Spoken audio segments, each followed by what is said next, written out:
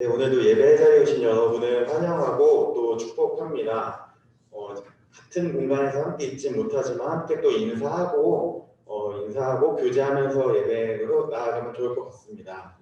네, 반갑습니다. 저희 선생님들 계시는데 네, 반갑습니다. 한 주 잘 보내셨나요? 네. 우리가 계속 코로나가 조금 전자해지지가 않는 것 같아요. 그래서 마스크 잘 쓰시고 인생관리 잘 하시면서 생활하시면 좋을 것 같습니다. 오늘 예배될 때 잠시 하고 계신 거 잠시 넣어주시고 또 하나님께 집중하며 나아가는 시간이 되면 좋겠습니다. 함께 사도신경으로 시간 고백하겠습니다. 나는 전능하신 아버지 하나님, 천지의 생물들을 믿습니다. 나는 그의 유일하신 아들, 우리 주 예수 그리스도를 믿습니다.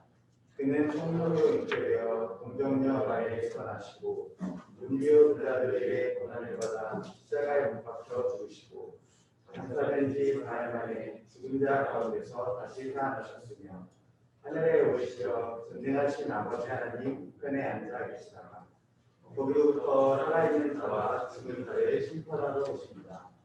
나는 성령을 믿으며 거룩한 공교회와 성도의 교제와 죄를 용서받는 것과 몸의 부활과 영생을 믿습니다.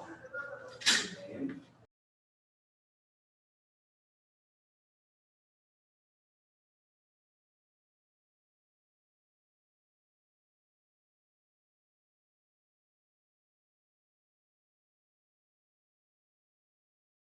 마태복음 3장 13절에서 17절 말씀 함께 읽겠습니다. 제가 먼저 읽겠습니다. 이때 예수께서 갈릴리로부터 요단강에 이르러 요한에게 세례를 받으려 하시니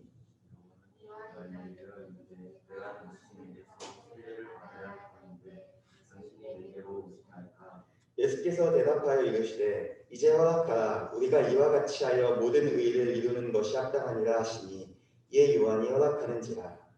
예수께서 세례를 받으시고 곧 물에서 올라오실 때 하늘이 열리고 하나님의 성령이 비둘기같이 내려 자기 위에 임하심을 보시더니. 함께 읽겠습니다. 하늘로부터 소리가 있어 말씀하시되 이는 내 사랑하는 아들이요 내 기뻐하는 자라 하시니라. 아멘. 네, 우리가 요즘 인터넷을 보거나 또 뉴스를 보면은 심심치 않게 우리가 접하게 되는 이슈 중에 하나가 갑질이 아닌가 생각을 해보게 됩니다. 갑질을 제가 검색을 해보니까 이렇게 얘기를 하더라고요. 상대적으로 위에 있는 사람이 타인에게 예의 없이 행동하는 게 갑질이다라고 얘기를 합니다. 근데 이게 보면은 요새는 다양한 분야에서 또 생각지도 못한 방식으로 갑질이 이루어지고 있는 현실을 보게 되면 참 마음이 아플 때가 많은 것 같습니다. 근데 저도 제 주변에서는 경험은 하지 못했지만 뉴스를 통해서 이 갑질을 보게 되면은 그분들에게 공통점이 하나가 있습니다. 갑질을 하시는 분들에게 공통점이 바로 겸손함을 찾아볼 수가 없다라는 것입니다. 자신을 낮추는 그런 마음은 전혀 찾아볼 수가 없는 것을 발견하게 됩니다. 우리 사회나 세상에서도 보면은 오만하고 교만한 사람보다는 겸손함을 갖춘 사람을 좋아합니다. 아마 중고등부 친구들이 한번 생각해 보면은, 그리고 또 선생님들께서 생각해 보시면은 친구가 있다라고 생각을 했을 때 잘난 척하는 친구보다는 잘해도 겸손하게 자기를 낮추는 친구가 더 편하고 더 기댈 수 있지 않나라는 생각을 우리가 한번 해보게 됩니다. 인간에게 있어서 이 겸손이라는 성품은 매우 중요한 성품이 아닌가 하는 생각을 합니다. 그리스도인에게도 역시 이 성품은 굉장히 중요하고 이것을 우리가 반드시 평생 동안 맺어야 하는 열매이기도 합니다. 오늘 본문에 역시 두 명의 사람이 나타납니다. 세례 요한과 예수님. 이 두 분의 공통점 역시 겸손했다라는 것입니다. 세례 요한도 겸손했고 예수님은 우리의 겸손의 대장이다라고 얘기할 수가 있을 것입니다. 오늘 본문의 내용을 보면 굉장히 간단합니다. 예수님께서 이제 공생애를 시작하십니다. 그리고 요한에게 세례를 받으러 나오시는데 요한이 거부합니다. 완강히 거부를 하지만 결국은 예수님의 그 말씀에 순종해서 예수님께 세례를 베푸는 모습을 볼 수가 있습니다. 먼저 요한에 대해서 한번 생각해 보면 좋을 것 같습니다. 제가 몇 번 말씀드렸지만 당시 이 세례 요한의 어떤 명성은 어마어마했을 것입니다. 수많은 사람들이 그의 곁으로 몰렸고 그를 만나려고 했을 것입니다. 오늘 본문의 바로 위에 2장 마지막 부분을 보면은 이렇게 얘기합니다. 예루살렘과 온 유대와 요단강 사방에서 다 요한에게 나와 세례를 받았다, 이렇게 말씀하고 있습니다. 지금 우리에게 조금 편한 말로 바꾸면은 만수동에서도 저를 보러 오고 부월동에서도 저를 보러 오고 또 부평에서도 저를 보러 온다는 것입니다. 당시에 요한의 어떤 명성이 정말로 대단했고 많은 사람들이 요한을 알고 있었다는 것입니다. 근데 우리가 만약에 내가 이 정도의 명성과 인지도가 있다면 어떤 마음이 들까요? 저도 그런 적은 없었지만, 그런 인지도와 명성을 가져본 적이 없지만, 제가 만약에 그런 위치에 있었다면 아주 조금이라도 나 대단한 사람이구나 하면서 그런 마음이 아주 조금은 있지 않을까 생각을 해봅니다. 근데 오늘 본문의 요한을 보면은 어떤 태도를 보이고 있을까요? 네, 겸손입니다. 예수님 앞에서 자신을 낮추고 예수님을 높이는 겸손의 모습을 볼 수가 있습니다. 다른 사람들처럼 예수님께서 요한에게 세례를 받으러 오셨습니다. 근데 요한은 예수님을 보고서 내가 당신에게 세례를 받아야 할 터인데 왜 당신이 나에게 세례를 받느냐 하면서 엄청나게 거부하며 겸손한 모습을 보이는 것을 볼 수가 있습니다. 근데 이 요한의 겸손이 어디에서 절정으로 드러나냐면 요한복음 3장에 보면은 요한이 예수님을 향해 이렇게 얘기를 합니다. 예수님에 대해서 이렇게 얘기를 합니다. 나는 세하여야 하고 예수님은 흥해야 한다라고 얘기합니다.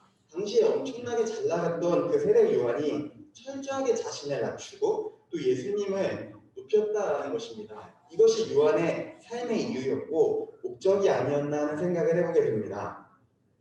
우리의 모습을 한번 생각해 보면 굉장히 좋을 것 같아요. 내가 친구들보다 조금 더 잘하는 것이 있거나 어떤 분야에서 내가 유명하게 되면은 그것을 막 드러내고자 하고 자신의 지위를 이용하려는 것이 인간의 본 모습이 아닌가라는 생각을 해봅니다.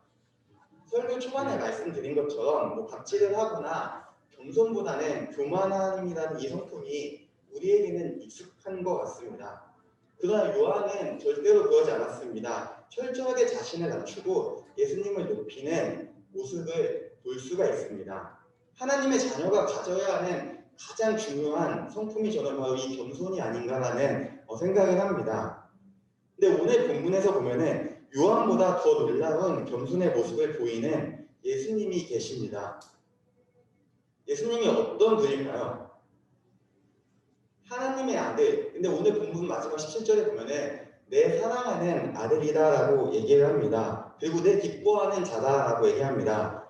하나님은 온 세상을 지으시고 통치하시는 전능하신 분입니다. 그 하나님께서 육신으로 우리에게 오신 분이 바로 예수님이었습니다. 예수님은 소위 말하는 금수저 중에서도 금수저입니다. 그 무엇과도 비교할 수 없는 정말 엄청난 금수저가 바로 예수님이었습니다. 모든 것을 다 갖추고 계시고 다 갖고 있는 분이 예수님입니다. 우리가 모든 것을 다 가졌다라고 생각할 때 어떤 마음이 생길까요? 아마 이런 친구들은 있을 것 같아요. 현실에서는 그렇지 않겠지만 내가 하는 게임에서 굉장히 높은 레벨에 있거나 굉장히 실력이 좋아서 많은 사람들이 나를 부러워하는 그런 친구들은 있을 수도 있을 것 같아요. 어떤 마음이 드시나요? 상상해보자면 아무리 우리가 겸손하다라고 해도 아주 조금은 그 특권을 누리고자 하는 마음이 생길 것 같습니다. 어디에서 무엇을 하든지 이 금수저라는 특권이 아예 내버리지는 못할 것 같다라는 생각을 해보게 됩니다. 근데 예수님은 이 금수저에 대한 특권 의식이 전혀 없었다라고 성경은 얘기합니다. 세상에서는 금수저가 아니라 은수저만 돼도 조금 더 드러내고 또 자신에 대한 그 특권 의식을 어떻게 해서든지 누리려고 하지만 예수님은 금수저임에도 불구하고 이 모든 것을 포기하셨다라는 것입니다. 심지어 예수님은 마태복음 11장에서 이렇게 말씀하십니다. 나는 마음이 온유하고 겸손하니. 왜 예수님께서 이 모든 특권을 포기하시고 겸손하고 온유한 모습으로 이 땅에서 살아가셨을까요? 이것이 바로 하나님의 뜻이고 하나님이 우리에게 기대하는 성품이기 때문입니다. 복음서에서 보면 예수님의 모든 행적이 나타납니다.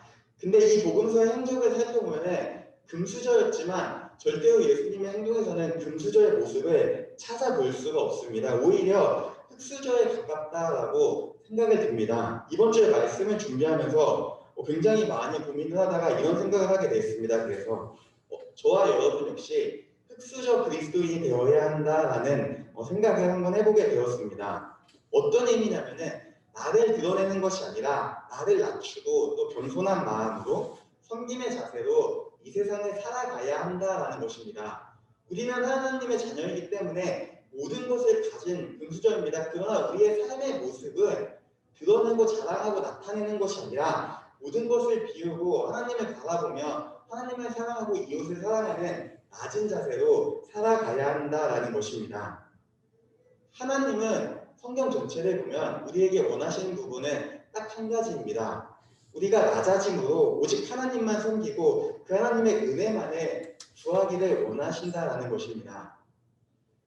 이스라엘 백성이 출애굽 이후 40년의 광야길을 걸었습니다. 근데 지도상으로 보면은 출애굽에서 가나안 땅까지의 거리는 별로 그렇게 멀지 않은 40년이라는 시간이 걸릴 그런 거리가 아닙니다. 굉장히 짧은 거리였지만 그 짧은 거리를 통과하는데 40년의 광야길을 걸었습니다. 그 이유를 하나님께서 신명기에서 이렇게 말씀하십니다.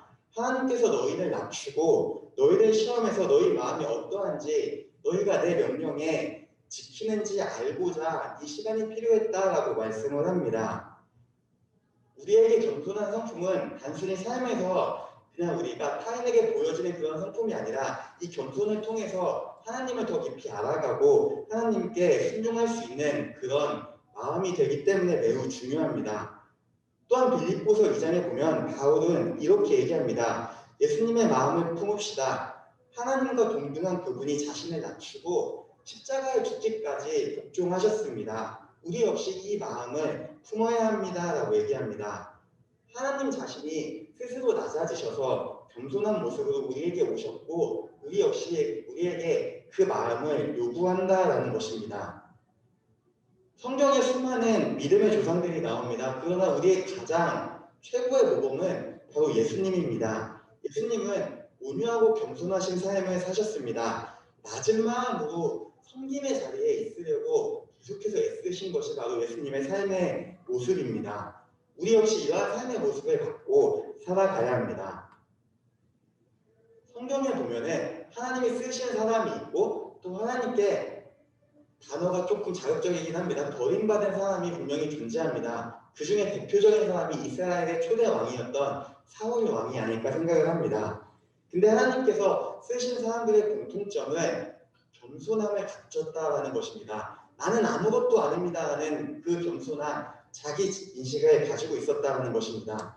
그러나 하나님께 버림받은 사람들의 모습을 보면은 내가 하나님이 되고자 하는 교만함과 오만함이 넘쳤습니다. 우리는 겸손함을 갖춰야 합니다. 높아지는 것이 아니라 그 누구보다도 낮아져야 되고 또 낮은 자리에서 하나님과 이웃을 섬기는 것이 저와 여러분의 삶의 모습이 되어야 합니다. 이것이 하나님께서 우리에게 원하시는 삶의 모습입니다. 세상에서는 많은 사람들이 금수저를 탐내고 금수저를 가지려고 애를 씁니다.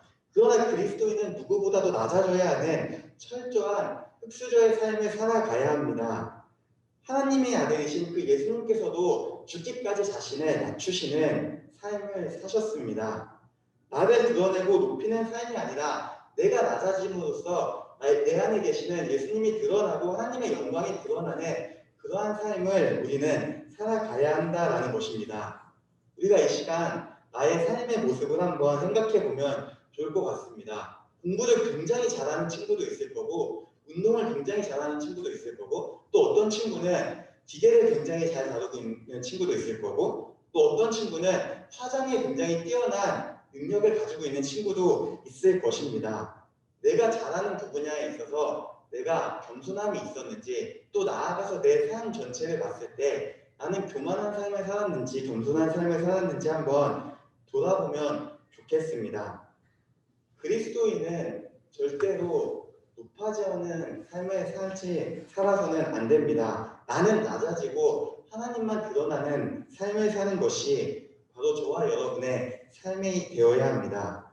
우리는 오직 주님만 존귀하게 하는 그러한 삶으로 부르심을 받았습니다. 우리가 잘 나가는 그 순간에도 기억해야 하는 것은 뭐냐면 내가 잘나서가 아니라 내 능력이 좋아서가 아니라 하나님의 은혜로 내가 여기까지 왔습니다라는 이 겸손함, 이 믿음의 고백이 우리의 삶에 있어야 한다라는 것입니다.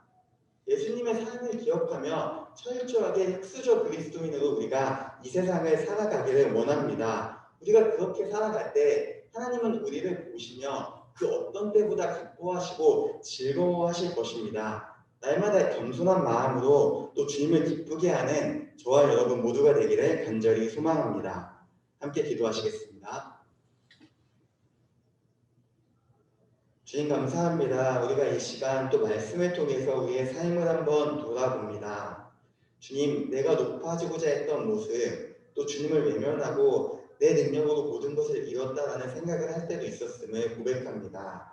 우리의 마음에 있는 모든 죄를 고백하오니 주님께서 예수님의 보혈로 깨끗게 씻어 주시옵소서. 하나님, 우리가 나는 낮아지고 오직 주님만 높이기를 원합니다. 주님께서 보이셨던 그 마음으로 우리가 하나님을 사랑하고 이웃을 사랑하기를 원합니다. 우리 중고등부 친구들에게 그 마음을 또 은혜를 믿음으로 허락하여 주시옵시고 날마다 낮은 모습으로 주님께 나아가는 귀한 믿음의 자녀들이 될 수 있도록 주님께서 인도하여 주시옵소서. 감사하며 예수님의 이름으로 기도합니다. 아멘.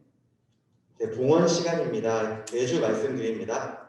제가 매주 똑같은 말씀을 드리는 이유는 여러분이 잊지 마시고 하나님께 드릴 예물을 구별하셨다가 함께 모이는 날에 정성스러운 마음으로 가져오시길 부탁드리는 마음의 말씀을 드립니다. 구별하시고 모일 때 꼭 가져오시면 좋겠습니다. 함께 주기도문으로 예배를 마치겠습니다. 하늘에 계신 우리 아버지, 아버지의 이름을 거룩하게 하시며 아버지의 나라가 오게 하시며 아버지의 뜻이 하늘에서와 같이 땅에서도 이루어지게 하소서. 오늘 우리에게 일용할 양식을 주시고 우리가 우리에게 잘못한 사람을 용서하여 준 것 같이 우리 죄를 용서하여 주시고 우리를 시험에 빠지지 않게 하시고 악에서 구하소서. 나라와 권능과 영광이 영원히 아버지의 것입니다. 아멘.